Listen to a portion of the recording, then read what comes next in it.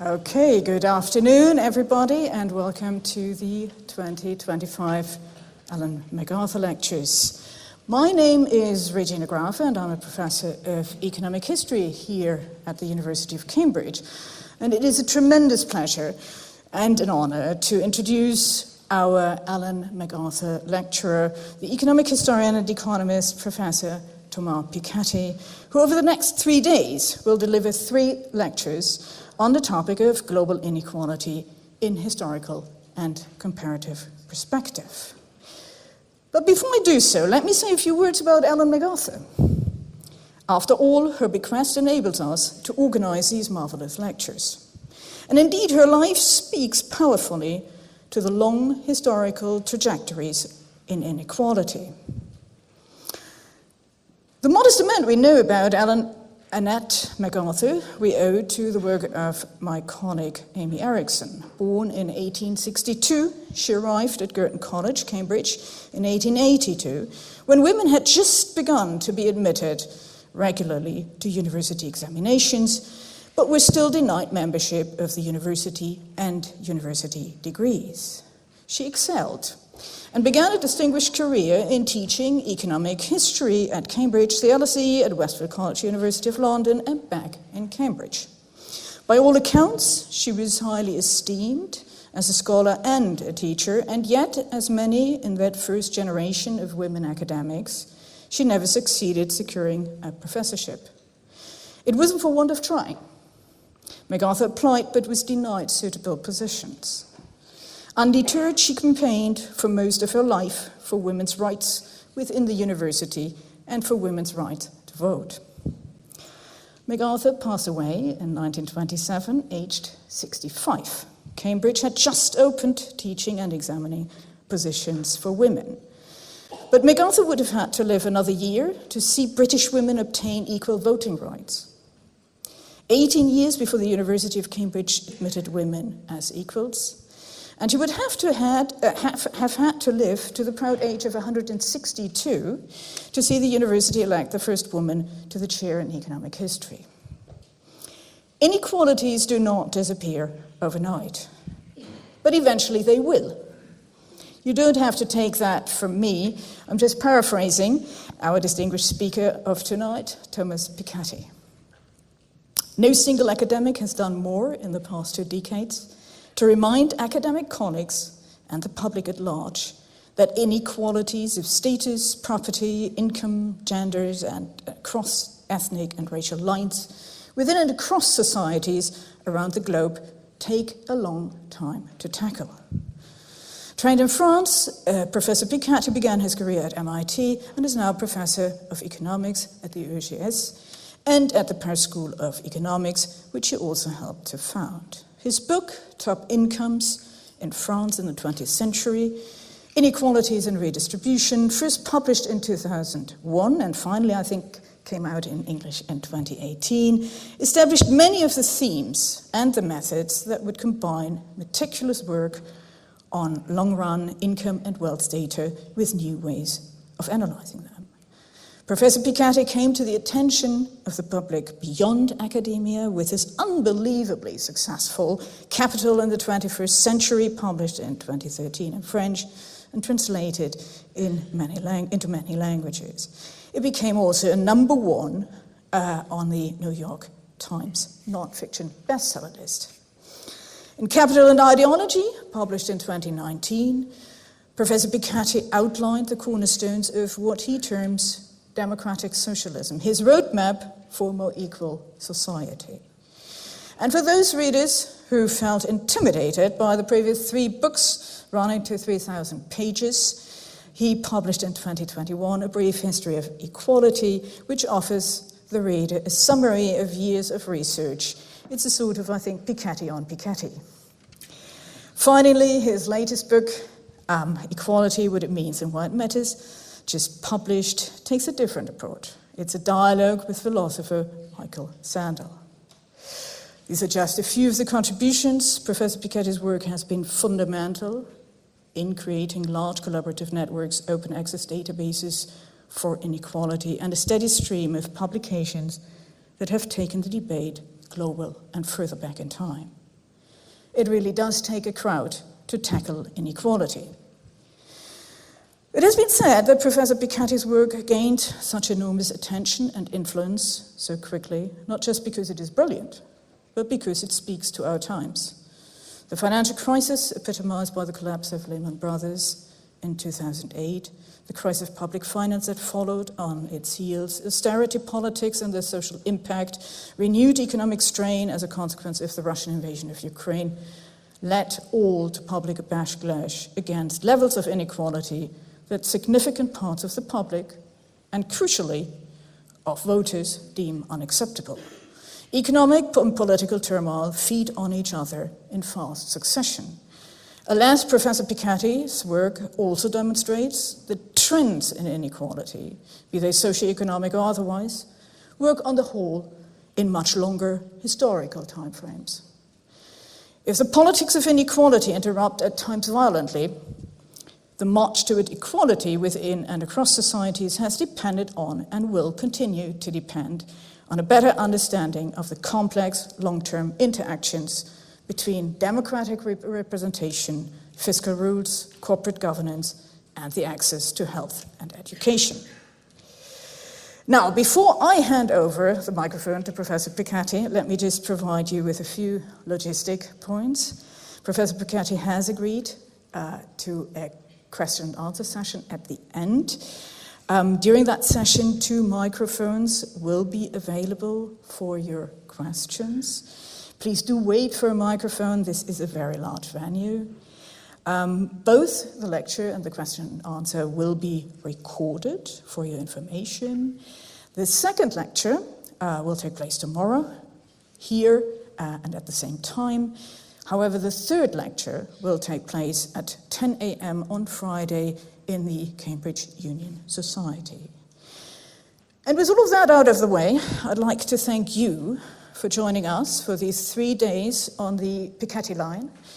And please join me in welcoming Professor Thomas Piketty for his first lecture on A Brief History of Inequality Measurement. Thank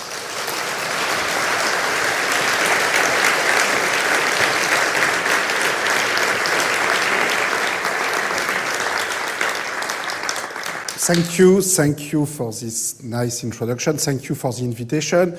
Let me first apologize that, my accent in English has not improved over the years. It's still as bad as ever. And so this sounds a lot like French. I'm sorry about this. And I still hope you will be able to understand what I have to say. So we are going to be together, at least for those of you who are sufficiently brave to come for the 3 lectures. We're going to be together for 3 lectures. So, today the title of the lecture is A Brief History of Equality Measurement, but let me give you a sort of general outline of what I'm going to try to do during these 3 lectures and, a little summary of where we're going, so that if you plan to leave after today's lecture, at least you have a sense of where I am going, and you can sort of pretend that you attended the 3 and or maybe you will want to come back, I don't know. But let me try to describe what I am doing. So lecture 1 today is called A Brief History of Inequality Measurement. Lecture 2 tomorrow will be called The Historical Movement Toward Equality. And lecture 3, Socioeconomic Inequalities and Political Cleavages. And as you can see from the title, lecture 2 is going to be centered a lot around some of the ideas that I have tried to articulate in my book, A Brief History of Equality. And the last lecture will be very much around some of my most recent research on political cleavages and social economic inequalities, in particular in a book that we've written with Julia Cage on the history of electoral cleavages, taking the French case since the French Revolution as a laboratory. And the book has not come out in English yet. It was published in French 2 years ago, but Harvard University Press will publish it this year in English in a few months. And by the way, I apologize, you will see in lecture 3 some of the figures will have French titles because the English one were not fully ready in their final form, and the book is not published yet, but I'm sure you will understand some of the French titles, and I will translate them for you if you don't. So what's the general outline of this lecture. First, one common point in the 3 lectures, I should say, is that I will try to offer a sort of optimistic picture of the history of equality, which I think is important because sometimes, when we start talking about inequality, everything gets very gloomy and people complain all the time about rising inequality. And, that's not at all the spirit in which I am doing this work. So lecture 1 will be somewhat optimistic, at least for social scientists, in the sense that I will try to show you that there's been some progress in research about inequality over time, and I will try to emphasize that everything I have tried to do and we have tried to do collectively at the World Inequality Lab really should be viewed in a long history of social science research, and I will talk to you today about many books and research which have been very influential for me, and which I think it's always very important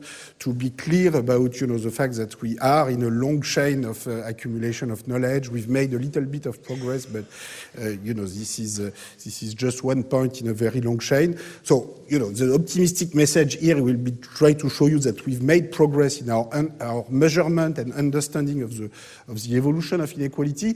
Lecture 2 will be about the fact that the real world, so to speak, not only the academic world, has made progress in the sense that there's been a movement after all, toward more equality since the 18th century in particular, in many dimensions. This is not thanks to academic research for the most part. This is really thanks to democratic mobilization, mass movement, revolution, labor union, decolonization, whatever you want. So it has been a struggle, but in the end, in the long run, this struggle did pay off, and I think it's important to return to this history today when we think about the future. The 3rd lecture will be more about the sort of political situation today, so I'm not going to try to tell you that the rise of Trumpism or what some people predict as the future election of Le Pen in France or Reform Party in Britain or whatever is particularly good news, but I would try to put the issue of the rise and the fall in the class left-right cleavage in politics into an historical perspective, and I think again this can open new ways to think about the future, the return of more progressive politics, and the possibility to continue this historical movement toward equality. So, the question in the 3rd lecture will really be, why did it stop? Will the long-run movement come back? And of course, I don't have a complete answer to such a complicated question, but, I think, again, the historical perspective can help us, getting a little less gloomy, at least, and see some positive perspective for the future. So let me start today with lecture 1, so a brief history of inequality measurement. And basically what I'm going to do today, I'm going to show you some results about inequality measurement around the world. So some of the data that I will show you will come from the World Inequality Database, which you can go online, wid.world.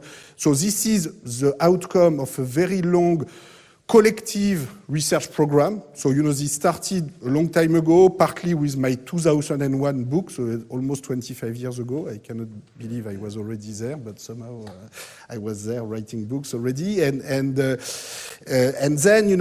particularly with Tony Atkinson, and I'm very glad to be here in Britain to pay tribute also to Tony, who passed away a few years ago, but who played a very big role to transform this, my initial work on France to work on many other countries. We published 2 volumes at Oxford University Press in 2007, 2010, trying to extend my French work to several dozen Western countries, and this was extended to a number of countries in the global south, and we moved from income to wealth, to gender inequality, to environmental inequality. Now it's over 200 researchers from all around the world who are part of this, and you will see the full list if you go online. So this has become really like a big collective research project, which is continuing all the time. And, we have new master student, PhD student joining the team all the time. So, if some of you are interested, don't hesitate to contact us. And, what I'm going to do today is I will show you some basic results about sort of the world map of inequality in these different dimensions. And then we will go back through history a little bit today and more so tomorrow. Now, what I want to do today, apart from showing you these results, is also, as I said, to show you sort of the history of inequality measurement and how, what we are doing in this database is very much in the continuation of work that was done by others in the past, and we just expanded to a larger scale with modern technology and possibilities to build large international networks, methods and concepts and sources that were developed by others in the more distant past. So that's going to be an important part of what I'm going to say today. So I will show results from the World Inequality Database. I will show results from the World Inequality Report 2022. We will actually publish a World Inequality Report 2026 at the end of this year. So these are reports that we publish every 4 years where we try to highlight what are the important new findings that we put online. So, in the World Inequality Database, we have new publication almost every week. If you go online, you will see a paper on inequality trend in Malaysia that we published 2 weeks ago. Last week, one on land reform in Egypt under Nasser. Okay, so we keep publishing new inequality research all the time. And then every 4 years, we sort of try to summarize and give a big perspective. So I will show you some results from the last World Inequality Report 2022, and we are going to publish another very, very soon. I will also show you some results from my book, so this book, A Brief History of Equality, which was published in 2021 in French, 2022 in English, and in a number of other languages. I really recommend you, if you want to know more about my research, I really recommend you to read this book, not only because it's short, like 200, 250 pages, it can be read in a weekend, as opposed to my other books, which were summarized, nicely a minute ago. So, I started with a book centered on France, which was published in 2001, then Capital in the 21st Century, 2013, Capital and Ideology, 2019. Now, each of these books is like 1,000 pages long, so it makes 3,000 pages. So you need to have time for this. So I don't expect you to read them all. For me, this was a useful exercise to write them down, and that's, to me, that was the first purpose. Now, if you have less time, I really recommend that you read this book. I think it's not just a summary; it's also, there's a lot of rethinking on my side, reflecting on all the discussion. Because, I was very fortunate with Capital in the 21st Century to travel, all over the world, to discuss with lots of people, lots of journals, organized a symposia on the book. I had to respond to lots of criticism, many of which very justified, very legitimate. This made me think a lot, and, you try to make progress, in particular responding to others. And so my brief history of equality, certainly not perfect, but I think at least I have tried to reflect on many of these discussions. And so I think it provides a sort of clearer perspective on my findings, and also, as I was already alluding to, maybe a more optimistic perspective, which, I feel I have always been optimistic, but somehow some people read my Capital in the 21st Century in a sort of gloomy mode, which I was very sad about. And in this book, maybe also I become clearer over time. I stress the fact that in the long run, there is this movement toward more equality, and maybe that's the most important finding in the end. And the fact that it happened, through collective mobilization, very deep institutional change of the political system, legal system, fiscal system, educational system, the entire set of social institutions was transformed in a way that in the end produced a lot more equality. And of course, the big message is, this is not going to stop today. So, some people at every time period, you have conservatives who pretend that this is going to stop right now, that, inequality of the past was bad, we all agree it was good that it disappears, but now we are going to stop right there. But in fact, it never stops right there, The fight continues because the demand for more equality, gender equality, equal access to fundamental education, health, a clean environment. This demand for dignity and equality is not going to stop. So I think looking at this history is very important also to look at the future. I will also talk, but that will be for the last lecture on Friday morning, I guess, about this book, which has not been published yet. So this is this very nice picture, from Bastille Square on May 10, 1981, which was the election of Mitterrand in France. But so this is a book, the book centers on France, but I will also show you findings in particular about what I have called in other work, the rise of the Brahmin left versus the merchant right. I will show you some results for the US, for Britain, because in fact it's, I think what we find for France is much more general than France. And I think it's quite relevant, if we think about Trumpism today and the battle between what the battle between Republicans and Democrats has become in the US. I think the concept of merchant right and Brahmin left, which I have tried to develop a few years ago, is quite relevant. Unfortunately, I would say, but quite relevant to think about this. And so I will show you how this new research emphasizing more, also the territorial dimension of political conflict, rural versus urban, small cities versus large cities, offers an additional perspective on the perspective on Brahmin left and merchant right, which I have developed earlier, which I think can be very relevant to think about our political future in France, but also in Britain, in the US, and in a number of other countries. Now, this is sort of the broad picture of the research I will cover. But what I really want to start to say today is that historical research in inequality has a very long history, and everything I have tried to do, in a way, is in the continuation of this research. So let me start with three important books. A book by Simon Kuznets, 1953, which is the first research, trying to combine national accounts and tax data in order to measure basically the evolution of top income groups, say the top 10% in total national income. Now, Simon Kuznets does this for only one country, the US, over a relatively short period of time, 1913 to 1948. But this is the first time ever someone does this, and this is going to be hugely influential. And in many ways, what we've been doing is just to extend this agenda, to many more countries, to much longer period, which, as we will see, it changes quite a lot the perspective as compared to the conclusion of Kuznets. But in terms of basic sources and methods, I will come back to this in a minute to say you more about this, but we are very much following Kuznets. Another example of a very important book is the book by Ellis and St. John's, published in 1977 on American colonial wealth, where basically Ellis and St. John's uses archival material from probate records in the US or pre-US American British territories to look at inequality of wealth over this period.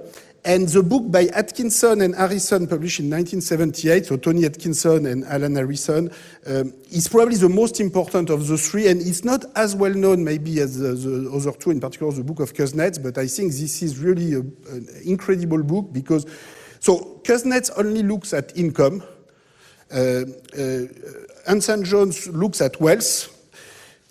Atkinson and Harrison are able in their book, which is centered on Britain, as the title indicates, both at income and wealth in a very comprehensive manner. So they are able to produce a historical series on the evolution of wealth concentration of Britain, which is a particularly interesting case because, of course, Britain was not only the industrial leader of the world in the 19th century, but also a country with particularly extreme concentration of wealth historically.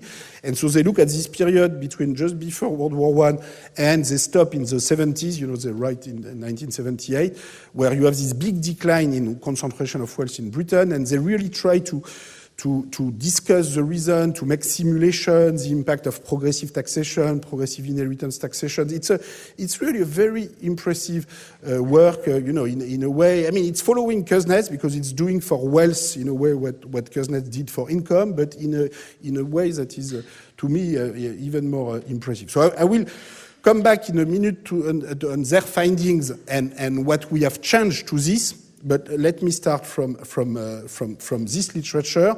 I have put on this slide, historical research on inequality coping with national accounting, because in a way, modern inequality measurement was able to develop when researchers like Kuznets and Atkinson Harrison were able to combine the national accounts aggregate perspective with the inequality perspective. Basically, to measure inequality, it's not enough to have a data source just on the rich or just on the poor. You need to have a data source, say, on the rich or on the poor and on the aggregate, because you need to compare what you see about, say, the rich, the changing wealth or changing income of the rich, with something else. Otherwise, you see that the top 10% in the US, in dollar terms, they have changed their income between 1913 and 1948. But if you don't know how the average income in the US has changed, what do you conclude from that? So you need some aggregate, and that's really the big novelty of the Kuznets method. And that's complicated because, for many ancient time periods, but also for more modern time period, the kind of historical sources that you have to look at the rich, look at the poor, look at the middle, look at the full population are not the same, do not exist at the same time. When they exist at the same time, they are not really comparable. So the key exercise is to try to make them comparable or try to prove that they can be compared, and it's not obvious at all.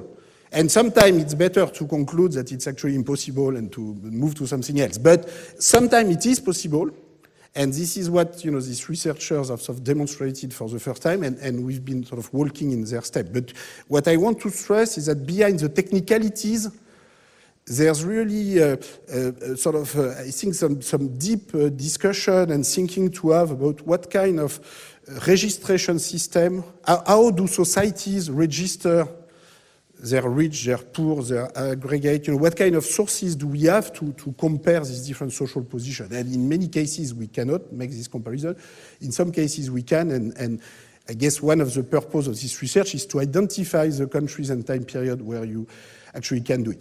Now, there's a lot, I have been influenced a lot by these works, but, I have been influenced by many other authors. So, writing from France, I have been influenced also a lot by what I call here the Annals School, which is very closely linked to the history of EHESS, with this journal, Annals, which was initially called Annals of Economic and Social History, and then which has changed its name a couple of times, which still exists today.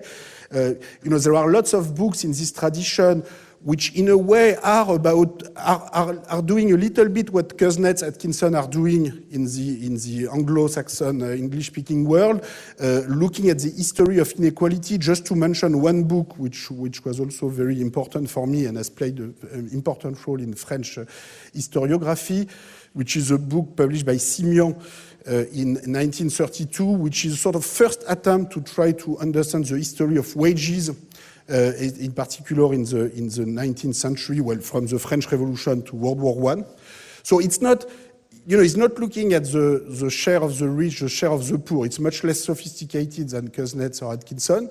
It's really looking basically at wage series, a series for different wages, but it's comparing very rigorously different type of wages, trying to explain why in different periods, the wages of a skilled laborer as compared to, other wages is going to converge or diverge. And it was published in 1932, and it's really quite careful.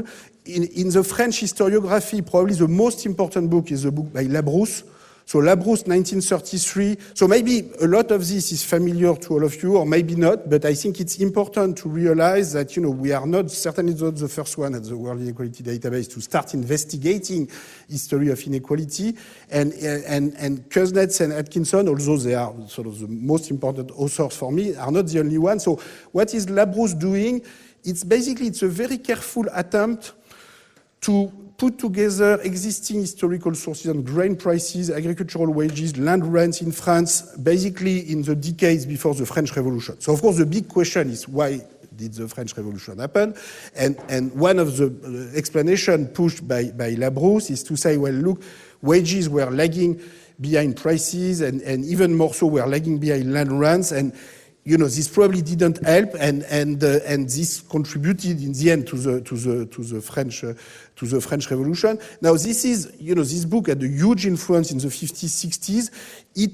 In the end, I guess one of the reasons why it sort of disappeared from later research is that, at this time, when you read Labrousse, and I've read it very carefully, or this author of the time, and to some extent Kuznets, 1953 also, their books look a little bit like a big statistical appendix. And you're waiting for the storytelling, and it never comes. And I think part of the explanation is that these researchers were sort of spending all their energy collecting the data by hand, constructing the graph by hand, the table by hand, that they have suffered so much that, it's not that they want the readers to suffer with them, but, they have lost some of their energy by just this so much that, we would like all of the data to be online in a technical appendix, and we would like them to tell us the story, the social dimension, political dimension, the cultural dimension, the political fight. And, I'm not saying I do it perfectly well in my own book, but at least I'm trying to tell a story,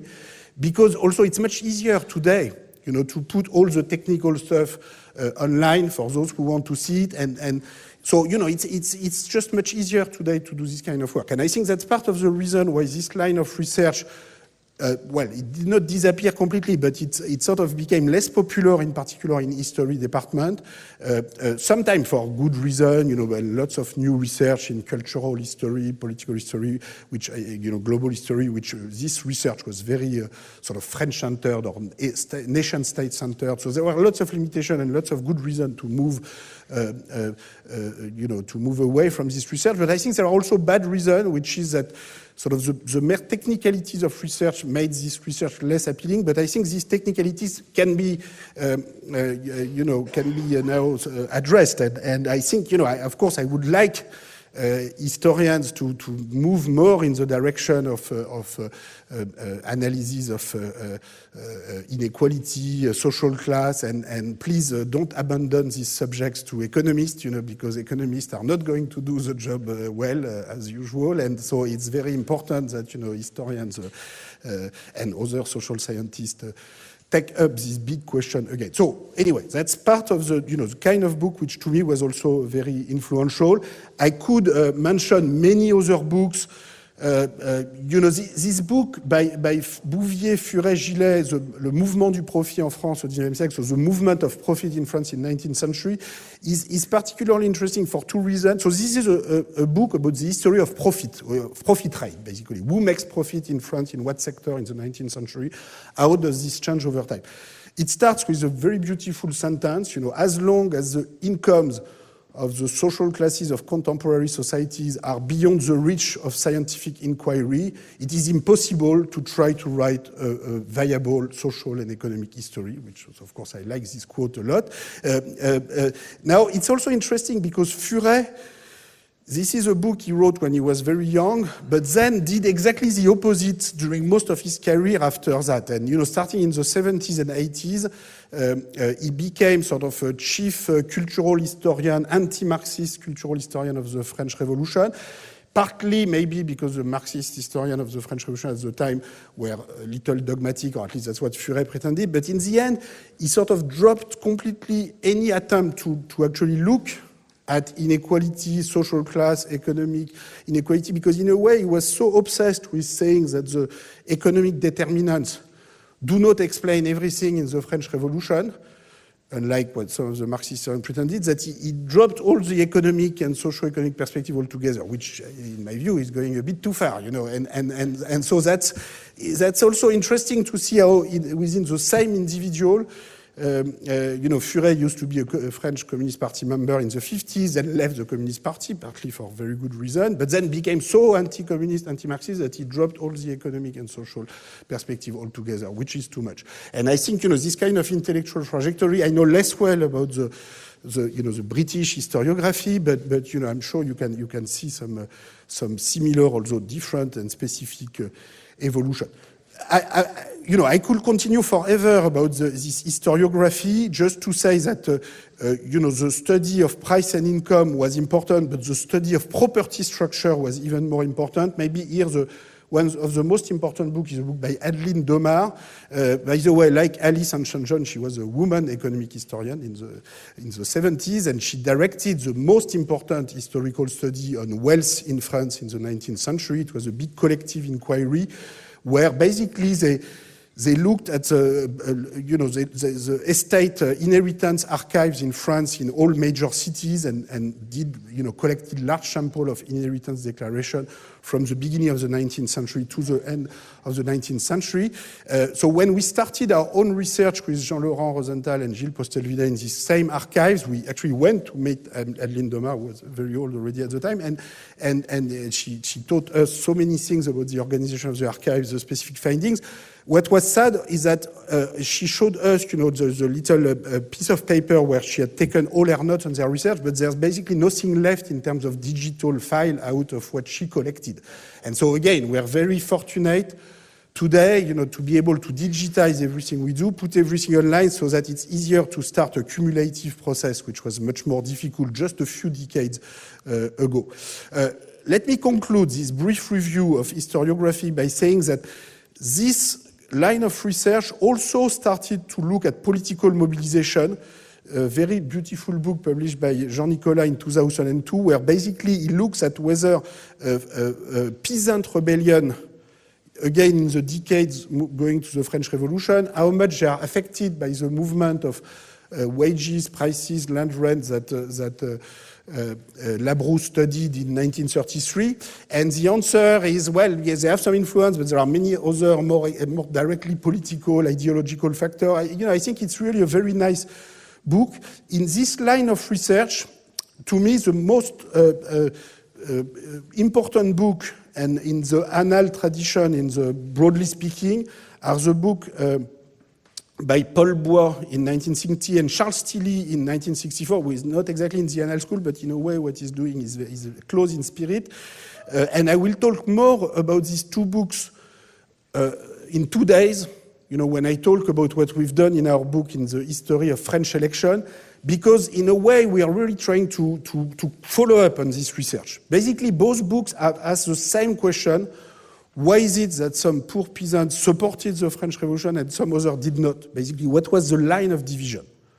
And it's sort of very interesting to see that sometimes the peasants who actually turned against the French Revolution were the most revolutionary a few years before the Revolution, at the time of Cahiers de Doléances, when they were asking for land in particular. And just they didn't get the land reform they expected. Basically, a lot of the land of the church in particular was expropriated by the new French state, but it was not given away to the peasants. It was auctioned to people, particularly people in the city who had financial resources to buy this land. And you can see specifically in the area where there was expectation on this side, because there was a lot of land church, how people moved to the right, even though sometimes they were some of the more revolutionary a few years ago. So this is, they actually both have the same conclusion, looking at two different areas of Western France. And we sort of take up again some of these questions in a sort of more systematic, quantitative way in our book with Julia Cage, and we have been inspired a lot by this discussion. So I will come back more on this in 2 days, but what I want to say is that, I think it's possible to reconcile sort of social, economic history with more political, cultural histories, that the two approaches should not be disconnected, and in a way that's what we're trying to do now in this research. So now let me show you some results of what we have done, in the step, in a way, of Kuznets and Atkinson Harrison. So I will show you some results about the structure of inequality today in the world in general, starting with income inequality, and then moving on to wealth inequality and other dimensions of inequality. So Kuznets on income inequality, so just to reframe the discussion that was opened by Kuznets. So Kuznets was very influential for a number of reasons. First of all, as I said, he was the first author to really propose a measurement of inequality. So it was only for one country, the US, between 1930 and 1948, but he came with a very strong finding, which was a very large decline of the share of national income in the US going to the top 10%. Basically, in 1913, it's maybe 45, 50%. In 1948, it's more 30, 35. So you have a marked decline in the share going to the top 10%. And, you know, this is a very strong finding in itself, and this is the first time ever, that people dare compute this kind of stuff. So, you know, of course, economists had been talking about inequality forever. So, you know, inequality measurement did not start with Kuznets. Karl Marx, in many ways, is talking about trying to compute profit shares with some data from a British manufacturing company. He's also trying to use a little bit some of the estate duty inheritance data from UK at the time. So, you know, he's trying a little bit, but, you know, he doesn't have so many sources as the Kuznets have almost a century later, and he cannot do that.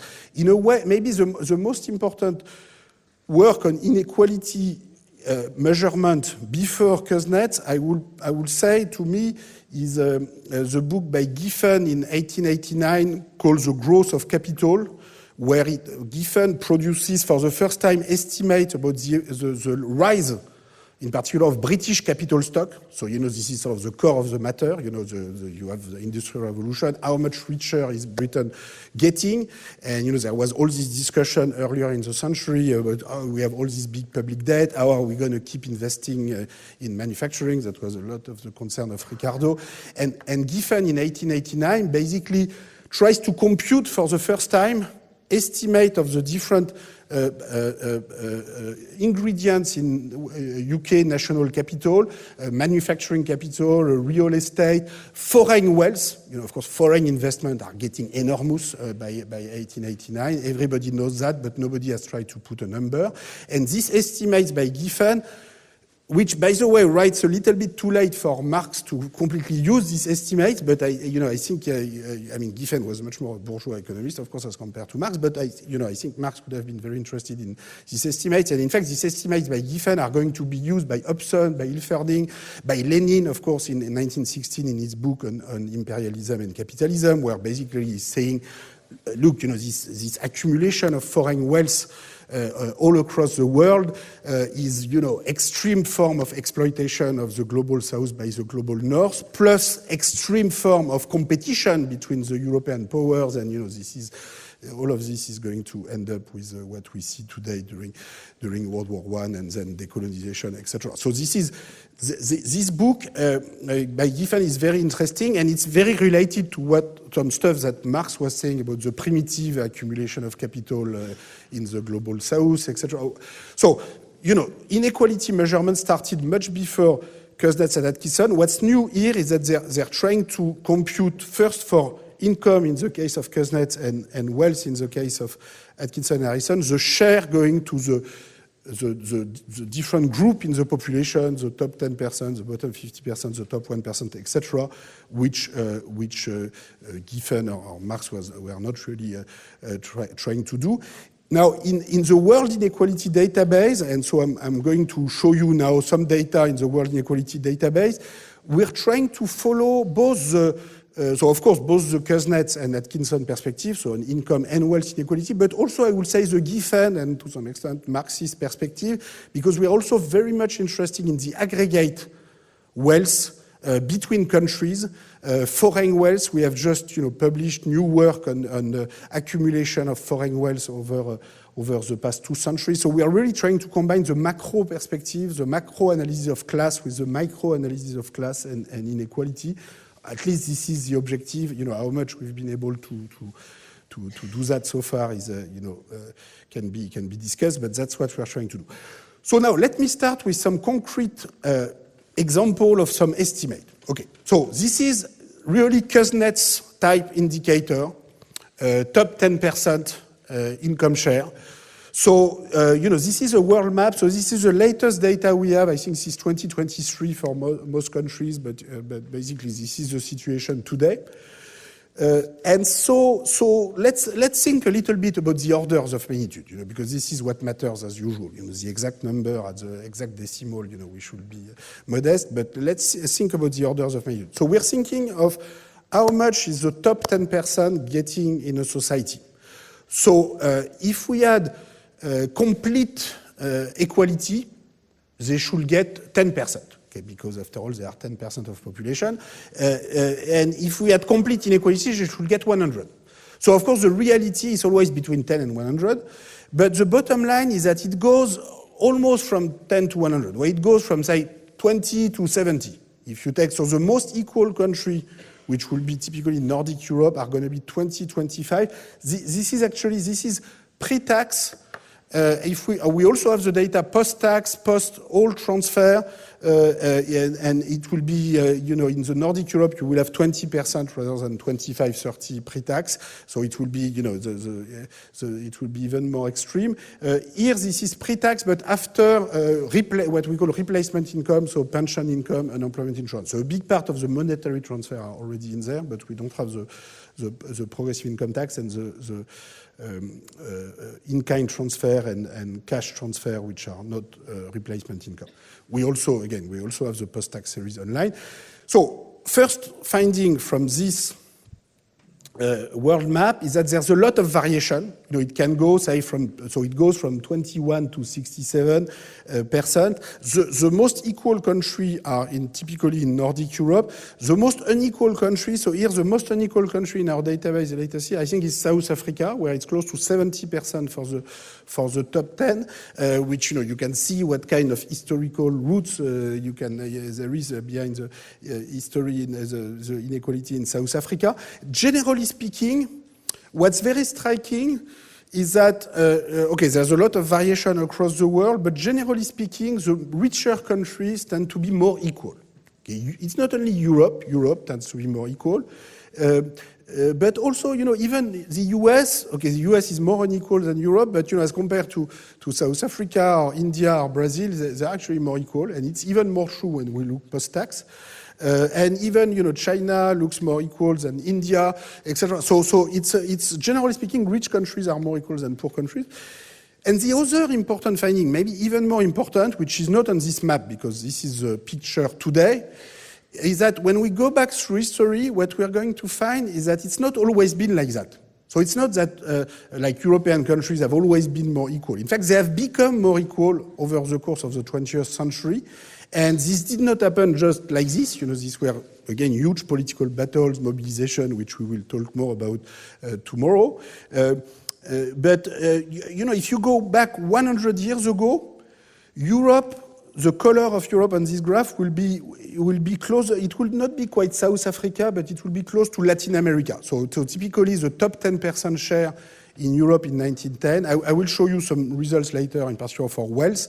But for income, the top 10% share will be like 50, 55, 60%, as opposed to 20, 30% today, before World War I. So Europe has really become more equal over time, at the same time as it has become more prosperous. And, the idea is that you hear sometime with the global South elite that, we should wait, we should first become rich and then we will redistribute. I mean, I can see why they are saying that, but this is not at all the way it happened historically in the West, where, the process of inequality reduction and productivity growth really came together, and for deep reasons that we will study in terms of more equal access to education, reduction of just useless disparities of income, which are just, when they are too large, it's just not useful for any economic purpose, and so that's really the important point. For the US, I should say, we have redone all the computation of Kuznets, 1913, 1948, and we sort of agree with the series of Kuznets. The difference is that Kuznets only look at 1913, 1948 and have this reduction of inequality, and of course in the US since the 1980s you have a big rebound. But even taking this into account, you still have a reduction in the long run in the US, especially if you look after tax and after transfer. The biggest difference, I guess, with Kuznets is going to be about interpretation, which is that we are going to stress much more the political forces Whereas Kuznets, if you read Kuznets again today, I think it's fair to say, as I explained in my book Capital in the 21st Century, that it's very much sort of product of the Cold War period in the 50s, in the sense that he wants to bring good news, in particular to developing countries. He's very afraid, that poor countries are going to turn communist, basically. And so the big message is, okay, don't get wild, don't do crazy things. You just need to wait. And at some point, inequality is going to reduce in advanced phases of capitalist development. That's exactly what happened in the US in 1913 and 1948. This took us a long time. Maybe inequality increased in the 19th century. He didn't have theories about that, but that was sort of everybody's feeling. But if you wait long enough, look, the US, it declined, so it will decline for you. And, he came with this sort of two-sector Kuznets model where, modernization, industrialization is about moving from a low-income agriculture to high-income manufacturing. When only a few people move, inequality increases, but as everybody gets into the high-productivity sector, inequality declines. Very simple, potentially convincing, except that this is not at all the way inequality was reduced in the US between 1913 and 1948. It has a lot to do with the impact of the war, the Great Depression, progressive taxation, etc., etc. When you read Kuznets, he's sort of aware of that between the lines, and then at the end of his presidential address, because he's a big figure of the profession, president of the American Economic Association, and delivering this big speech in 1953 AEA meeting, at the end of his speech, he says, okay, I know all of these particular political events happened, but we can also think of a purely theoretical mechanism, two-sector model, where inequality will reduce in advanced stages of development. So why not? Except that this is not exactly what happened. So just to summarize, when we draw this kind of map, in particular, we do include the case of the US. We find sort of similar numbers as compared to Kuznets, but we have a much longer time period, so we can give different, interpretation and look more by making comparison. Kuznets had only one country, and we have, we have many more countries. So this is the first indicator I wanted to show you, top 10% income share. Let me show you another indicator, which in a way is even more important, which is the bottom 50% income share. So what's not in the top 10% and bottom 50% by construction is the share going to the 40% who are in between the top 10 and the bottom 50. Now, think again of the orders of magnitude for the bottom 50. So they are 50% of the population. So if we had complete equality, they should have 50% of total income. If we had complete inequality, they should have 0%. So in practice, it's not going to go from 0 to 50, but it's going to go from 5 to 30, which is already enormous. And so again, 5% is going to be South Africa, 30% is going to be Norway or Sweden. And if we were looking after transfer, including in-kind transfer, it would be more like 35 or even 40% in Nordic Europe. Just to think very concretely about what this means, because I think, sometimes one problem with inequality measurement is that people use very abstract, like Gini indexes, which nobody understands and sometimes it's a way also to put all the dirty stuff under the carpet, because the Gini index aggregates everything going on from the very bottom to the very top. So even if you have crappy data at the bottom, at the top, or everywhere, you don't see it with the Gini coefficient. So that's why on our website, you can download the Gini coefficient, because of course we have all the data by percentile, so you can compute the Lorenz curve and Gini coefficient, but you are forced, if you want to download the Gini coefficient, you are forced to download at least the top 10% and bottom 50% share as well, so that you look at what it means in terms of concrete income. So again, let's try to think a bit more. You are 50% of the population in South Africa. You have 5% of total income. What does it mean? It means that on average, each of you has the equivalent of 10% of average income of South Africa. So, you are very far from average. You have a gap in purchasing power are very large. You are in Norway. You have, say, 25 or 30% of total income, and you are 50% of the population. It means your income is half, or maybe 60% or more of the average. So, okay, you're poorer than average. After all, you are the bottom 50%. But you are not so far from average. So in terms of concrete income gaps and concrete, access to food, transportation, anything you want, it makes an enormous difference.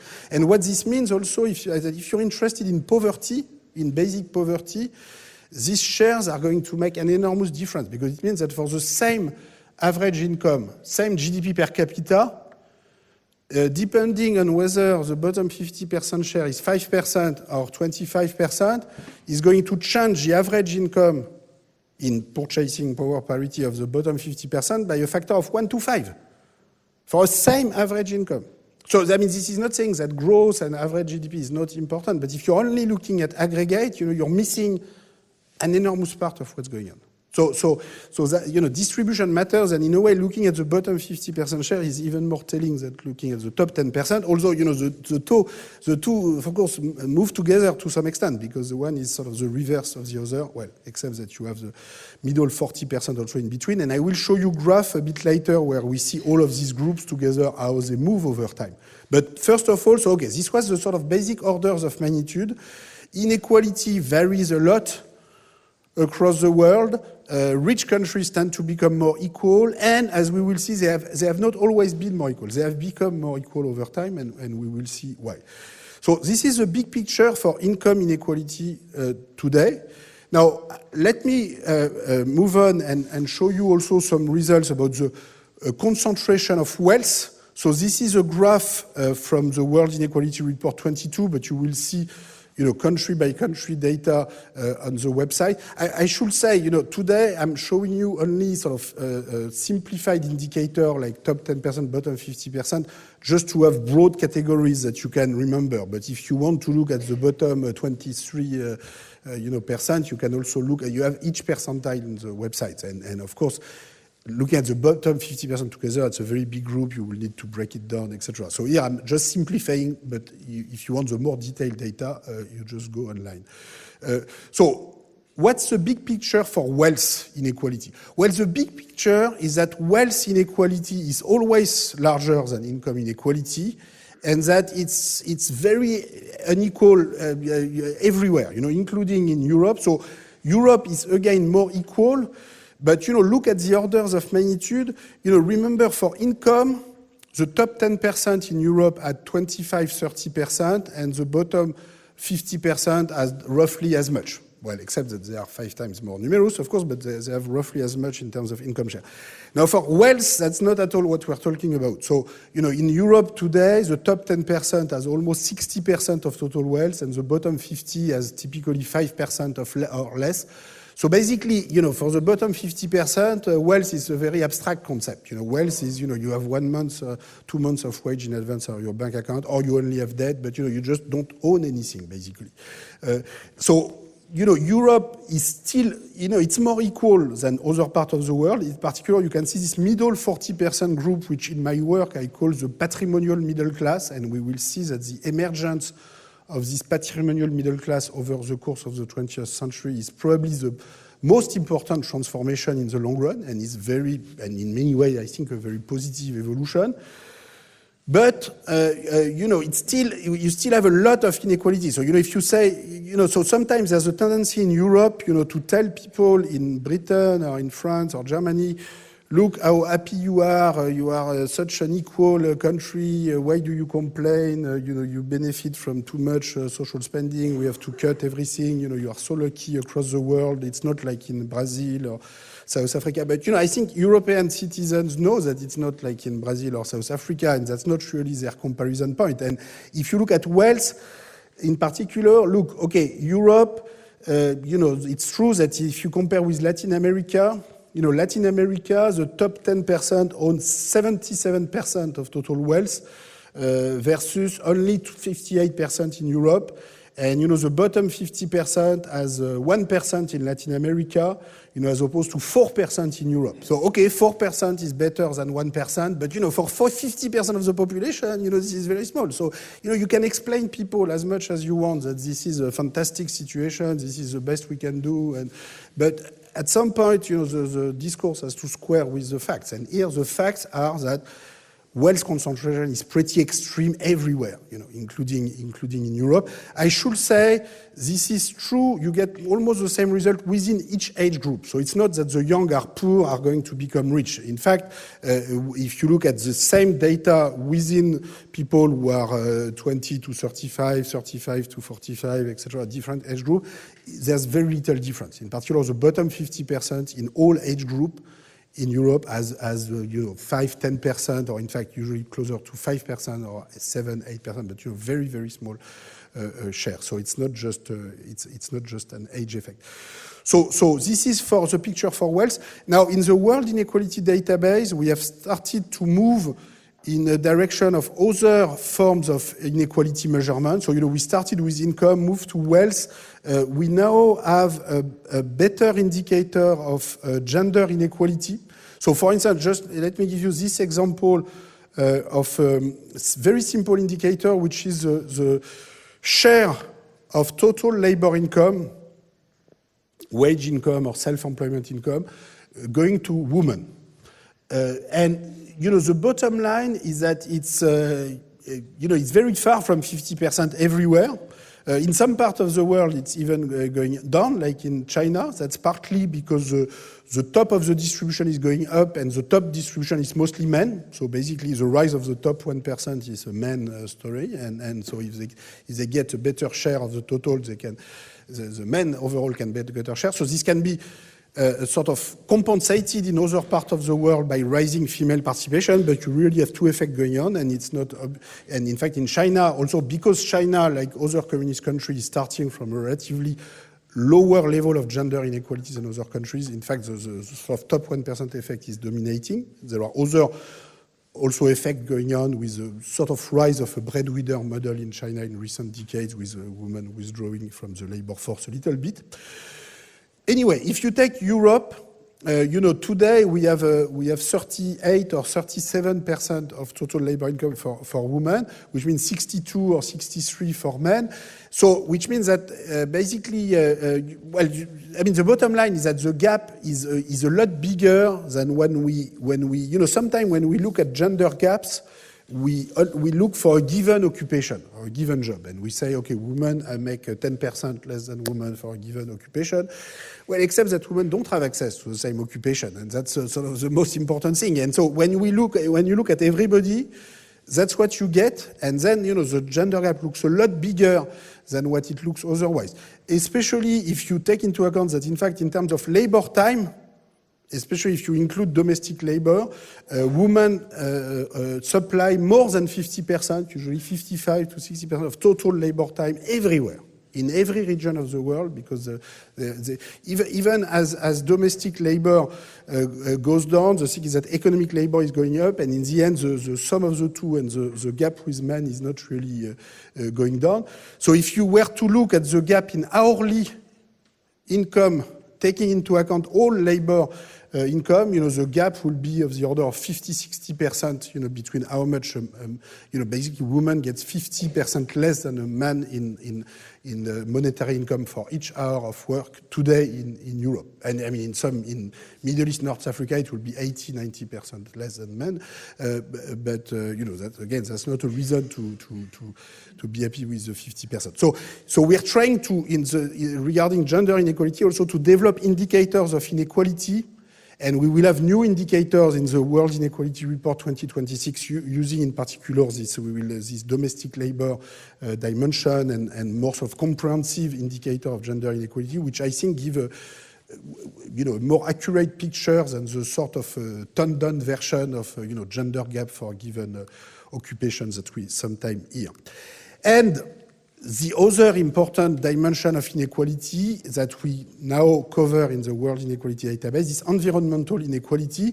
So here, the one result I want to stress, but again, there's a lot more online, and there will be a lot more in World Inequality Report 26, is the fact that you have a lot of within-country inequality in carbon emission. So, when we talk about carbon emission across the world, we usually compare countries and we say, okay, average emission Europe is a lot bigger than in India, which it is, aggregate emission in China versus Europe, etc.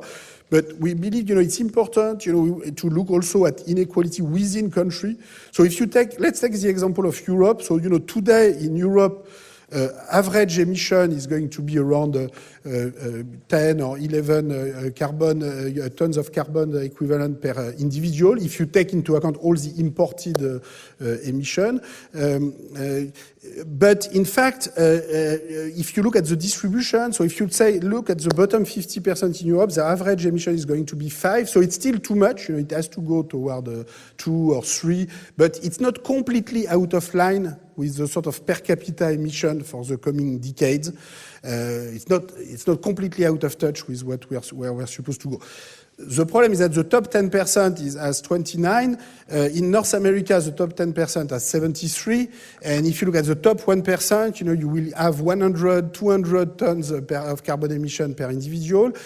So it's going to be very difficult to tell people in the bottom 50%, okay, you have to reduce your emission enormously, you have to pay a huge increase in energy prices, a huge proportional carbon tax on everybody. If you do that, you're going to run into a gigantic yellow vest movement everywhere, like what happened in France a couple of years ago with our new young and energetic president, who decided to increase a lot carbon tax, and all the tax revenue the same year was used to suppress the wealth tax on the top 1%. So, people got completely mad, basically. I mean, usually tax injustice is sort of hidden and difficult to spot, but here in this case, it was just completely crazy. And it gives you a sense of, the sort of feelings that you have sometimes when you're elected president, just completely out of touch, and people got completely mad, broke everything. And at the end of the day, the carbon tax was not only repealed, it has been dead in France for like 10 or 20 years or more. Nobody will ever dare talk again about the subject. So that's how you kill, any ideas that could work, is that, if you don't take into account inequality, and you do as if these disparities in carbon emission don't exist, this cannot work. So basically, you cannot treat the same way people who have emission of 2-3 tons and people who have emission of 20, 40, 200, 300 tons. So you have to have some kind of progressive carbon taxation. It's like with the invention of progressive income tax or progressive wealth tax or inheritance tax a century ago. At the time already, people were saying that's complicated, we are not going to be able to do it. But in the end, this is what was done. And for carbon, if you don't have a sort of way to treat very differently these different levels of responsibility, this is just not going to work. And so we are, trying by producing this data to go in this direction, but, of course, it will take a lot more than this.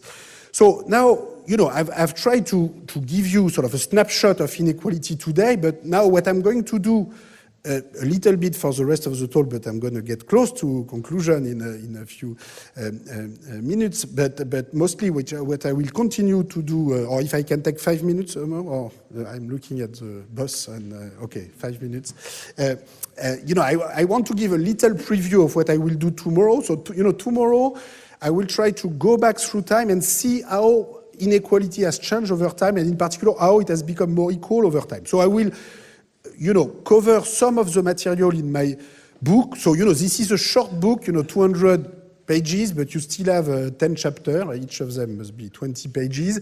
There's a lot of topics covered, which I will not have time to cover tomorrow. But if you have questions, I'm very happy to answer them. So, for instance, there's a big part on the question of reparation, the heritage of slavery and colonialism, and I have written a lot on the case of Haiti, where, this is an example of a country that France in 1825, imposed a huge debt on Haiti, the equivalent of 300% of the GDP of Haiti of the time, in order to compensate the French slave owners for their loss of slave property, which, you could imagine a compensation going the other way around for the many decades of unpaid wages to slaves. But in fact, this was a compensation for the slave owners for their loss of property. 300% of GDP, which of course you cannot repay in 1 year. So French bankers came to Haiti, said, okay, we're going to refinance your debt with interest rate of 7-8% per year. And this is what Haiti repaid basically until the 1950s, for almost one century and a half.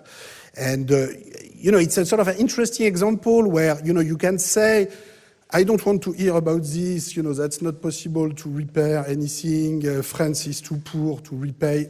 If you take the amount, if you just take the same number, 300% of GDP of Haiti, you put it in today's GDP for Haiti, it's going to be 30 billion euros, which for Haiti will make a huge difference. It's 300% of GDP. You can put it in a dedicated fund that can be used only for education, else if you don't want to put it in general budget, you can have all the guarantee you want, which is what the Caribbean community has been asking for many decades now. But you cannot say, it's difficult to say that's too big for France. This is the equivalent of 1% of the French public debt, which is 3,000 billion euros. That's the equivalent of 0.2% of French private wealth, which is 15,000 billion euros. And, if you just take the top 500 wealth holders in France, they have 1,200 billion euros. So, 30 billion. It's very small as compared to the private wealth accumulated in France. And, some of it going back directly to this period. So, okay, that's the kind of issues that I tackle in my book. And in a longer format in Capital and Ideology, which I will not cover explicitly tomorrow, but if you have questions, I will be very happy to answer them. I'm not saying reparation is the solution to everything. I am more interested in a sort of universal justice for the future than a purely reparatory perspective on justice. But at the same time, I think there are cases where we need to do both, and we can actually do both. The rest of the book it covers many topics, so I will cover mostly the part on what I call the Great Redistribution, 1914-1980, and the perspective on democratic socialism that was referred to earlier. Maybe just to give you a little preview of what the big historical fact on the reduction of inequality. This is a graph for France, but this is actually quite representative of what we have in other European countries for which we have long-run series. So this is for income, where basically you can see the decline in the top 10% share, the increase in the bottom 50% share. So these are, roughly the orders of magnitude that I told you before. This is actually pre-tax, and after. If you look after tax, after transfer, the gap at the end of the period between the bottom 50 and the top 10 will close even more. And they would have almost the same share of income.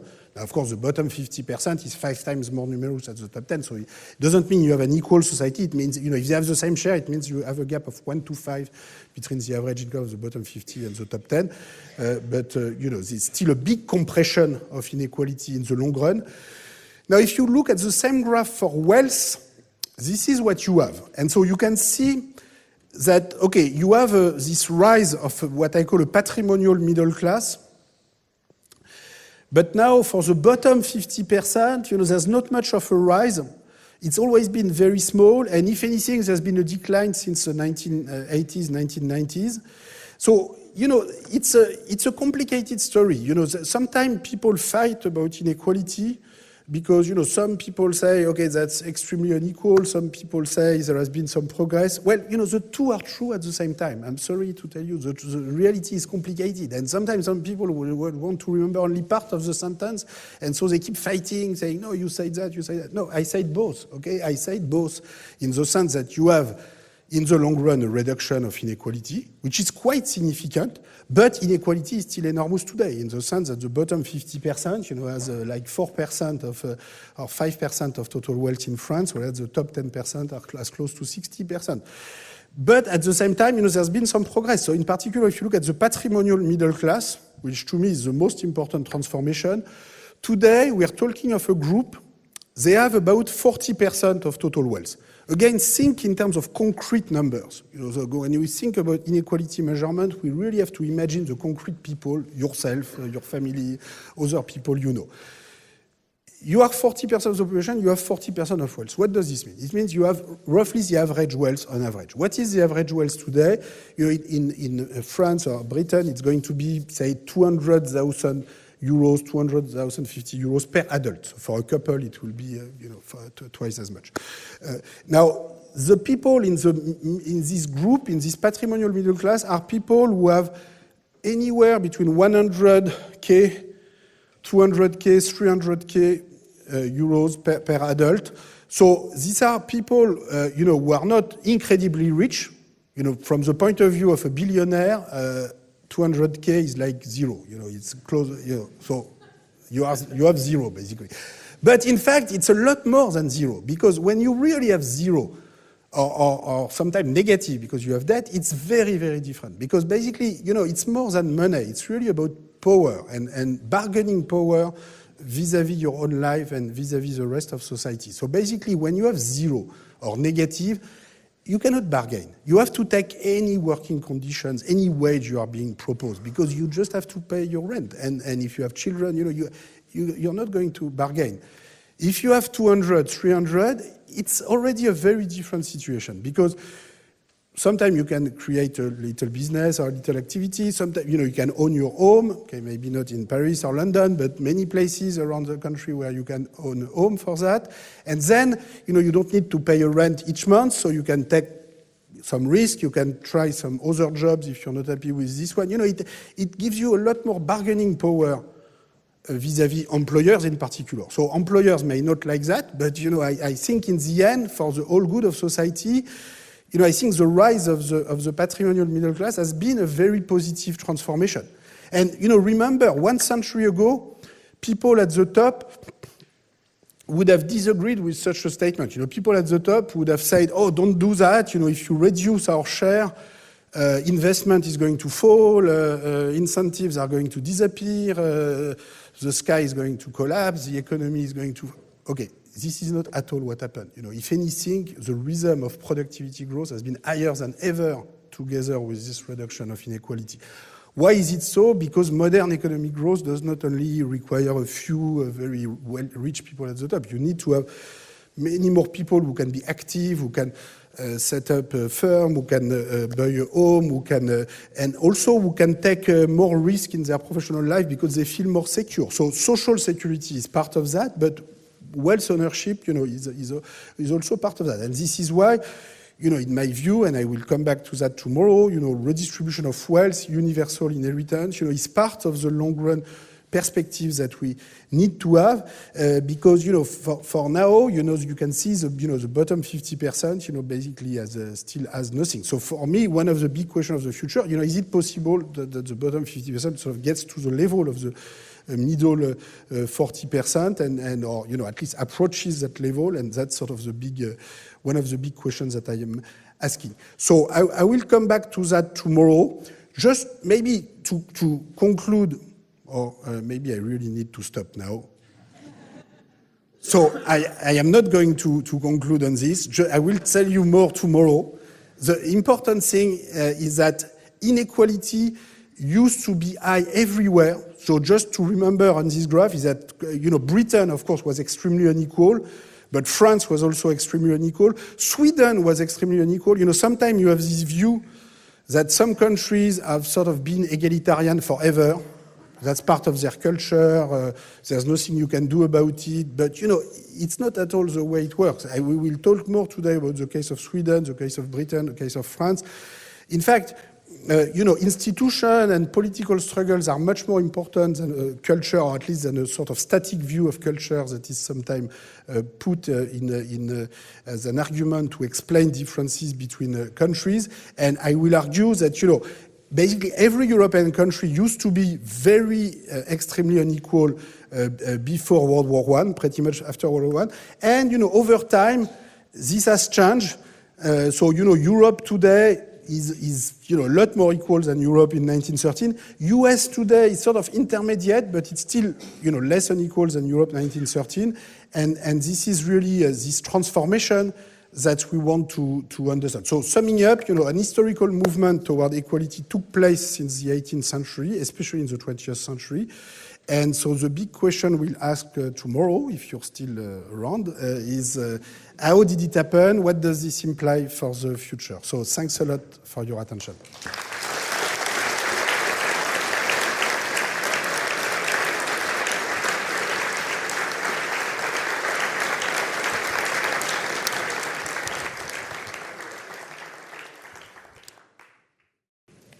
Okay, we have still a little bit of time for questions. And I'm going to hand over microphones, and I'm going to start right here. Would you pass it to Gareth? Could you identify yourself? Gareth Austin, thank you so much for an extremely interesting lecture. I wanted to ask you about one type of measurement that you didn't discuss, and that is inequality in heights, because roughly at the same sort of time as the use of improving methods for measuring inequality in monetary terms was emerging, of course you also get a smaller tendency towards using heights, usually as a measure of welfare.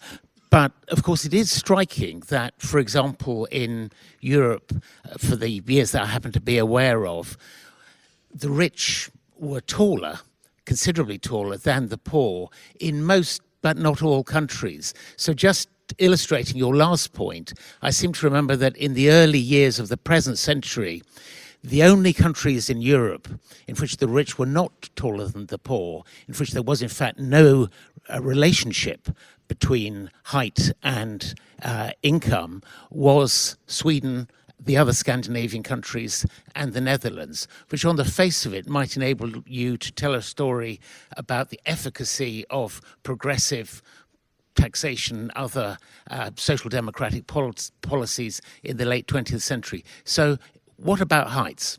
Oh, okay, what about heights? But let me first try to make sure I understand what you just said about Sweden. You're saying in the early 20th century, there was no gap? Early 21st, yeah, okay, that's fine. Okay, good.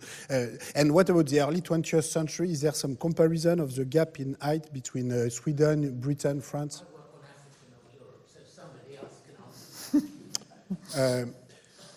Yeah, I mean, my answer is a little bit in my question, which is that I actually don't know also, that well this evidence, and I think, I should know it better. What I am aware of is, of course, the existing work on the widening disparity in height and the fall in absolute height in Britain in the late 18th century, early 19th century, which to me is probably the best evidence we have of deteriorating life conditions at the time, at least for a large subset of the British urban proletariat of the time. Yeah, I fully agree with you. We should do more systematic comparison of what we know for anthropometric attributes like heights and what we have with these indicators. And yeah, I've not done it because it's already, took me 25 years. But I'm still young, so I'm. That's no. But seriously, I would like to know more. I'm probably missing a lot of the literature here. So don't hesitate, to send me an email with the references which I might not know, because I'm very interested in that. And I think, for ancient period, I think this is probably some of the best evidence we have. And, sometimes I am a bit concerned. Well, let me do a little digression on this. When we're trying to measure wealth inequality before 1800, I mean, there's a lot of great work on this by Alfani, by many other people, which I have learned a lot from. One of the big difficulty is exactly what I mentioned before about Kuznets and Atkinson, is that it's difficult to sometimes you have a data source on the rich, but you really don't have a good data source on the poor. You don't have a general census. You don't observe very well the mortality. So you're comparing the average wealth to which you're comparing your top is sometimes very difficult to estimate, and sometimes height or anthropometric studies offer you a much more comparative basis to do. Yes, I'm all with you. struggling a bit to see the hands. I think they're right in the center. Could somebody get a microphone? We'll just say it's working. So from what you've discussed, it seems like one of the main obstacles to kind of this, greater equality comes from the elite itself, those that concentrate most of the wealth. So based on your research and what you notice about people, how do you summarize in one line or one compelling argument why the richest should kind of engage more proactively in wealth redistribution for everyone? How does it benefit them as well as everyone else? Yeah, I don't expect them to do voluntarily wealth redistribution. It's not the way it happens in history. It does not happen like this. If you take, the French Revolution and you expect the aristocracy to give up their tax privileges voluntarily, it's not going to happen. If you take the Roosevelt progressive income tax with top tax rate, we'll talk about it tomorrow, of 80-90%, on average. In the US, the average top rate for the federal income tax was 82%, not for a few years, on average between 1930 and 1980, for half a century. Apparently, this did not destroy US capitalism, otherwise we would have noticed it. And this was only a federal tax. You had state income tax, 5 to 10% on the top of that. I think this was a great historical success which needs to be revisited today. Now, this did not happen because, very top income in the US asked President Roosevelt, please tax me 90%. This just did not happen like this. So, I gave the example of the French Revolution, but if you take example of, electoral democracies turning to more progressive taxation, you observe other forms of political conflict, other forms of political mobilization, political change, but it's never going to be unanimous, and it's never going to be. That being said, if I was to try to, if I were trying to convince, very rich people that they need to pay more, I would say. Maybe, sometimes, I don't know if all this wealth is making you, so much happier, whether your children are so much happier, and in the long run, yes, for your country and for the world as a whole, I don't think this is very useful.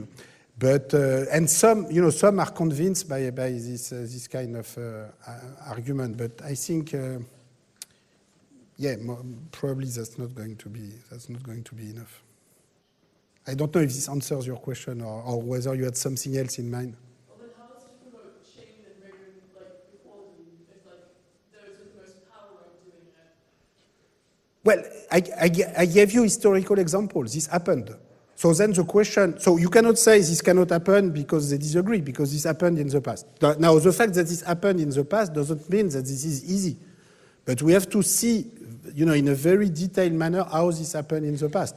So just to give you another example, which is the case of Sweden, which I will come back tomorrow to such example. Sweden, we look at it today as sort of very egalitarian, social democratic country with sort of nice people, poor and rich, who want to redistribute voluntarily. Okay, it's not like that. It's never been like that, even today. But in fact, it's even worse than that. Sweden used to be one of the country in Europe with the most entrenched system of inequality. So, Sweden, until World War I, was a country where only the top 20% of male voters had the right to vote, but that's very standard for Europe in the 19th century. In 1910, it's a bit late in the day, but that's okay. It was worse than that, which is that within the top 20% of male voters, you could have between 1 and 100 votes, depending on how wealthy you are, depending on your tax payment. So it was a very refined form of censitary voting, where you would have between 1 and 100 votes. And in municipal election, there was no upper limit on the number of votes you could get. And you had several dozen municipalities in Sweden where one individual had more than 50% of the vote. It was perfectly legal. So all of this, it has been studied, like Erik Bengtsson at Lund University has written tons of articles on this, is very well known. this is quite extreme, as you can see, in terms of inequality. And so what happened? Did the Swedes ask to the people at the top, please give up your voting rights? It did not happen like this. So what happened? What happened is that there was a working class in Sweden that was quite literate for the time, very upset with this system. There was huge, working class mobilization by trade unions, Social Democratic Party, which at the time was a pretty revolutionary party, not like today, And in the end, they got not only universal suffrage, but they were able to take control of in effect, the state administration, and they transformed the state capacity of the country and put it to the service of a completely different political project. So basically, there was already a very developed state capacity in Sweden to register income and wealth. And Sweden, unlike Britain or France, had census already in the 18th century, registering income and wealth of everybody. Partly also that's how they could distribute these voting rights in proportion to wealth and property. You need to register very well who owns what. But then the Social Democrats took power in 1932, were in power almost until 2000, and used this state capacity and this registration of income and wealth not to distribute voting rights, but to have very, very progressive tax to pay for a system of education and health, which, is not perfect. We have seen with COVID all the limitations of our educational system, but which was better than everything we had seen before. And so the way it happened was not through unanimity and so entrenched inequality is not something new. That's what I mean. So so if you're telling me today's situation is special because the very rich are particularly influential, yes, they are influential, but as compared to a system in Sweden where they were able to put in the constitution that they have 100 voting rights, the situation was even more complicated at the time. I mean, you can also say it was so scandalous that this had to change. But I can tell you, for the people at the time, they didn't want to change it. So things change, things happen, but not through unanimity. Is this answering a bit more your question or not? Could we have a microphone to the gentleman in the center?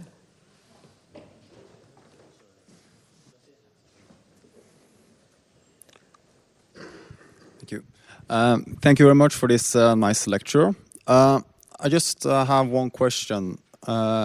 Looking at one of the maps that you showed earlier, showing the top 10% and distribution of wealth in societies, it's very interesting to see, right? For example, looking at the Scandinavian countries where it's much more equal, and let's say even China as well, where you can see it's relatively more equal than one might have thought, at least when comparing it to the US, for example. I just have one question though, because common for both China and also, let's say, Norway, my own country, is that we have really big public sectors, and a lot of the wealth is distributed through, let's say, you have, like the government will own central industries in, let's say, Norway, for example. And that has also led to a huge public sector where kind of wealth privilege gets distributed, not necessarily in your salary, but kind of being part of this, let's say, call it public elite. In fact, it's a term in Norway where we kind of talk about the like public employee nobility in a sense. I wonder how that has also kind of fostered a new type of, let's say, wealth privilege that, as I said, isn't necessarily expressed in your tax returns, but it's a really clear, like you will have some privileges being a public employee in, for example, Norway, and essentially live a wealthy life through, like, let's say, subsidized housing or preferential pension plans and whatnot. And it does seem to me that if you only measure kind of inequality, economic equality even, only through, let's say, wealth concentration in private property, then that would kind of escape. You wouldn't be able to actually analyze situations like, which is tendency in Norway, and I would assume in China as well, which is a huge public sector, or even looking at historical examples like when you had the Communist Party elite in the Soviet Union, where wealth isn't necessarily registered as privately distributed, but there are clear kind of like unequal privileges that are allocated to a specific subset of the society, which is the public employees. Okay, so let me try to answer this, but before, for Norway, so your concern is what, that sort of people employed by the government in Norway or by public administration, they get very high wage as compared to the rest of the population? No, it's that your wage would essentially be like a normal wage, but you would, for example, get other privileges, and if you work for the government, you could get like easy funding to, let's say, go for conferences or get housing, for example, which is much readily available. You mean they go to conferences more than academics in Norway? For example, if you work for government in Norway, you can get a apartment for free in Oslo. Okay. In principle, we are really trying, when we look at the post-tax, post-transfer estimate, we are really trying to take into account all this in-kind transfer. To the extent we can measure them, but usually, you have survey, at least in countries like Norway, where you see if people have subsidized housing. So in principle, we are really trying to take that into account. Now, I don't know about the specifics and sort of very sort of wealthy public sector employees in Norway getting huge housing subsidy. But to my knowledge, as compared to the rise of billionaire and multimillionaire in Norway, these people are not that rich as what you seem to say. But I'm interested in every data. So if you have some data showing that these people are really getting incredibly rich, I'd be very happy to see it. I think the argument is more not that they're getting incredibly rich, it's that you kind of get the equivalent kind of like a lifestyle of super wealthy people in other countries, but it's not actually really the US own wealth. Well, again, if it's subsidized housing, for us, that's part of transfer income. So that's definitely something that needs to be taken into account. And usually, again, you have the survey. Now, when talking now about the public wealth, so that will be in Norway, for instance, that could be public building, public hospitals. And then the question is, who does it benefit to? And who has access to education and health? And that's very important because, it's not saying it's public. I agree with you. If it's only an elite that can go to the hospital in Norway, then why do you need a public wealth for? So that's very important to look at the access to public services that's provided for public capital. If you think of the sovereign fund of Norway, which is a huge component of public wealth. Well, first, in the case of Norway, let me say very clearly that the best policy would have been to let the fossil fuels in the ground and not to get it out, to accumulate this sovereign wealth. So it's an even bigger problem than the problem you raise of public sector workers getting subsidies. So, this should not have been exploited at all to begin with. And Norway was already a rich country before that. They did not need that, so please stop. But, okay. Now, assuming you have the money in your sovereign fund, what do you do? Well, you can give it up to the countries that are going to suffer from climate warming. That will be the number one policy. Give it up right away. But then if you don't do that, then, the key question is, as you say, who is going to benefit from this wealth? So what kind of governance? What kind of democratic governance? In the case of the sovereign fund of Norway, it's interesting because then you have to compare to sovereign fund of Saudi Arabia, you have to compare to the public sector governance in China. And, when I'm saying that, everybody is thinking, it must be better in Norway. I'm not sure, sometimes it's not necessarily better, but in any case, we need, we cannot just call it public wealth and say, okay, it's good, it's better than private wealth. So that's not at all my approach, just to summarize and, how you govern the public entities, and so how you govern, public wealth in China, is certainly not, that's not, certainly not the best way to do it, and that's certainly not the only way, and not to mention the Soviet Union. So of course, you need to enter into this black box of public wealth, look at participatory governance. So tomorrow, I will talk more about what I call participatory socialism, so voting rights, co-determination, workers' voting rights. So the governance of public wealth raises issues that are partly similar, partly the same, and so that's what we need to enter to. And we need transparency full transparency about who benefits from what, of course, in all cases. Okay, I think there were two questions over here. First you, and then let's go from the front, and then... Thank you, Professor. Oh, can you hear me? Perfect. Thank you, Professor. I'm not sure if you saw, but Angus Deaton, in his book that he released recently, in which he gives you a lot of praise, he says that there's a lot of criticism about economics and specifically highlighting the US. And I think it's this idea that it's weighted towards capital rather than this idea of labour, or in favour of capital over labour, and that it takes efficiency more seriously than it takes equity, and it ignores the power differential. And I was sort of wondering if you agreed to it. I think you started to highlight some of those aspects towards the end of your talk, but I was just wondering what sort of your thoughts were that, or more broadly. Yeah, I certainly, I fully agree with this statement. You know, I think, I think there's a big responsibility of the economics profession in sort of letting inequality, go up without really taking this seriously. You know, there are lots of intellectual reason for that. You know, economists sort of building their academic legitimacy on sometimes oversimplified mathematical model with what economists call representative agent, where by definition you just forget entirely about inequality. And I think it's a huge mistake, because in the end, you know, even the most sort of standard mainstream macroeconomic questions we need to address cannot be properly addressed, you know, with a representative agent model. You know, take the issue of public debt. You know, if you had a representative agent where everybody in the country owns the same share of public debt and the same share of everything, the same share of tax, the same share, you know, the problem would be very easy to fix. You know, so we can solve it right away. You know, but the problem is that, of course, you have very different interests. So it's even the most basic economic questions. You know, you just cannot address them with a representative agent framework. And I'm very sad that, you know, the profession has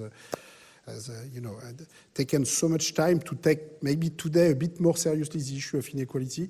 But yeah, I think there's a big responsibility in the profession. Now, that being said, I think there's also a big responsibility from other fields for letting them do that and not addressing more forcefully. So, you know, I was talking about the Annals School before, and so, you know, a time when historians will take, head on, the study of wages, prices, profits, land rent directly, and they will not say, "Okay, I'm not an economist. I cannot say I'm not." Look, we are not talking about, you know, rocket science, quantum mechanics. You know, we are talking about computing averages, drawing simple graph. You cannot say it's too complicated mathematics for me. You know, I think it's very important. I mean, I'm not saying every historian should do this, but I think when the fraction of historians and social scientists in general outside the economics department doing this kind of quantitative work on income and wealth and wages is going to 0%, I think that's too small, and I'm not saying that's the only form of historical research is to build quantitative series, but it is one of the forms that historical research and social scientific research should take, and it has been abandoned, too much abandoned, I think, by many social scientists outside economics. So there is a responsibility also here, and I think this is changing. Hopefully, but the problem is that the drift, between what the economics department, in particular history department, and it has become so huge, and people just don't talk to each other anymore and live on a completely different planet to some extent, and so it's hard. But I hope new generation of students, PhD students, will contribute to changes. Okay, one more here. And could we keep the questions short and concise? Yeah, of course. The answer also. Thank you very much. Fine. Thank you very much for the talk. That was very interesting. I just have a methodological question, really. You talk about global inequality and world inequality, but we're seeing a lot of national statistics, top 10%, top 1%, bottom 50%. So I was wondering, does that really take into account the exploitation of the global south that when you put that in context, maybe the picture looks a lot different. And also, specifically with the bottom 50% map, you look at what stuck out to me was the sort of Gulf states and Saudi Arabia, and you seem to have this sort of very large share of the wealth in the bottom 50%, but surely that does not take into account the migrant workers, which are in the millions there. So I was thinking about how do you, how is this about global inequality rather than just national inequality in aggregate? Thank you. So just about Saudi Arabia, did you say the bottom 50% share was high in the graph? Yeah, it was bright yellow. No, but for the bottom 50% share, bright yellow is small. No, it's very small. Partly because of the migrant workers. Let me.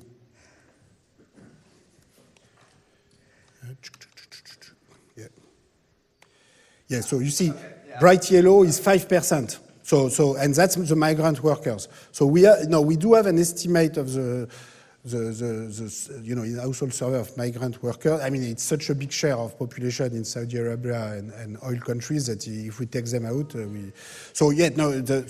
are there. And in general, we take the people who are residents of the country, working in the country, more than half of the year. So that's a sort of standard definition. So they may not be permanent resident in the legal sense of the country.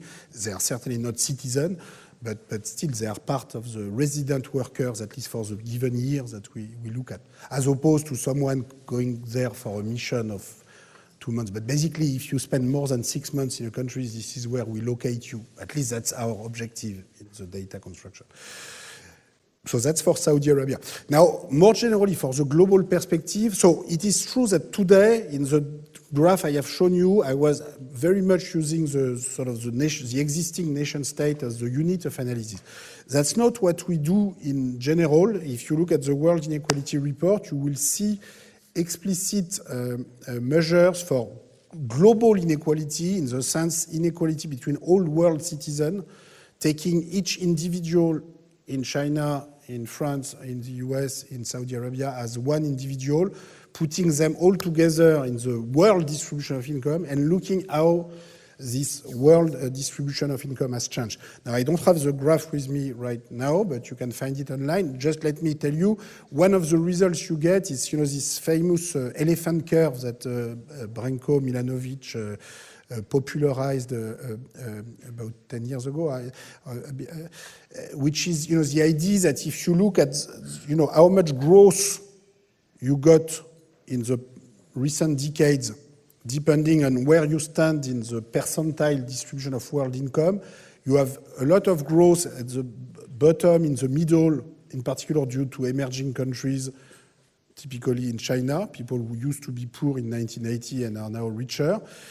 You have a lot of growth at the very top, so this is the trunk of the elephant, but then you have a big decline in the middle, which is more the lower and middle class of rich countries, typically. So when we do this exercise, we do find it's more than an elephant curve. It's more like a mammoth curve. It's like the top is really going up even more than in Branko Milanovic data. But that's very much in the spirit, which is saying, so to summarize, what this is saying is that global inequality, if we measure it this way, has gone through two contradictory evolution in the recent decades, because in some way, global inequality has been compressed because the bottom has increased more than the middle and upper middle. But on the other hand, it has increased because the top has increased more than the middle and upper middle. So there's two different movements. And in fact, if you try to summarize everything by a Gini coefficient, it will look sort of flat. And so if you only look at Gini coefficient world level, you would say, well, everything is flat. Except that the curve is an elephant and it's not flat. If it was flat, everybody would have the same growth rate. I'm sorry, I cannot show you the graph, but everything should be really flat. Everybody has the same growth rate. But in fact, there's compression of inequality in the bottom and increasing inequality in the top, and the two effects are sort of are sort of compensating each other if you look at Gini coefficient. The bottom line, the even bigger bottom line, is that we could do better. So we could have a reduction of inequality with more growth in the global south, and at the same time, without the explosion of inequality at the top. And I think some of the growth in China, also could benefit more the real bottom in China. All the trade surpluses accumulated in the rest of the world, and that's a big topic of discussion for today, are maybe not so useful for the bottom 50% in China, or even for the bottom 99% in China, because at some point, if you produce a lot, you want to increase your domestic consumption and domestic investment, and rather than accumulating wealth and power in the rest of the world. So I think China could do even better in terms of reducing poverty by increasing its wage share, to be concrete, increasing wages in China, and they would have smaller trade surplus, but then why do you need that? So anyway, this raises lots of questions which I'd be happy to talk more tomorrow, but I think we have to stop now. I have promised one very short question, after which I am obliged to take Thomas away from you, so that historians and economists can eat together and discuss what they should be doing together. But there is another lecture tomorrow, and there's another one on Friday. So questions that haven't been asked today, I'm sure Thomas will also be happy to answer tomorrow. But very short, maybe, question-answer.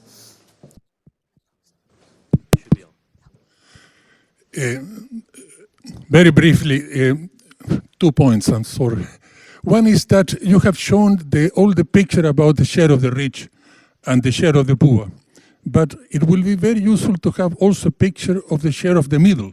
Because as I've been showing for a long time, particularly in terms of income, disposable income, there is quite a great homogeneity in the middle in terms of across country, not within a country, across country. There is a great deal of homogeneity in terms of the share of the middle.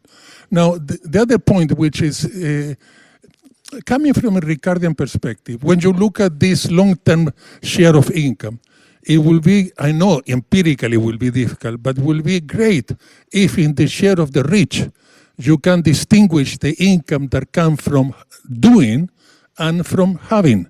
The income that comes from being an entrepreneur and actually getting something done, and the income from just having an asset which is in high demand, and therefore you can make a rent. And that is very important, because a lot of the movement of the share of that 10% is because these two components of the income of the rich, that come from doing and not that come from having, had been changing over time, and it had been changing since 1980, I think, quite significantly. Yeah, I think you're right. So we are trying a little bit to do that in the sense that we decompose each percentile by labor income, capital income, self-employment income. Now, what you're telling me is that within capital income, you have some people who work hard and some people who are just clipping the coupons of their dividend, as we used to say in the past. And you're right. But that's that's difficult to observe directly. So the exact measure you would like to have to see whether the people receiving dividend income have been working hard or not is difficult to normalize over time. One indirect way to get at this is when we have tried to have data on inheritance, look at the share of capitalized inheritance. But again, that's not perfect, because it's lots of people. If you take, Russian oligarchs, they did not inherit anything because there was nothing to inherit in the Soviet Union. That doesn't mean that they were a very productive entrepreneur in any way. So what you're asking for is very interesting and important. How you implement it exactly in terms of data sources and data is not entirely clear. But we would love to move more in this direction. Thank you. Thank you very much to everybody, and thank you very much to Thomas.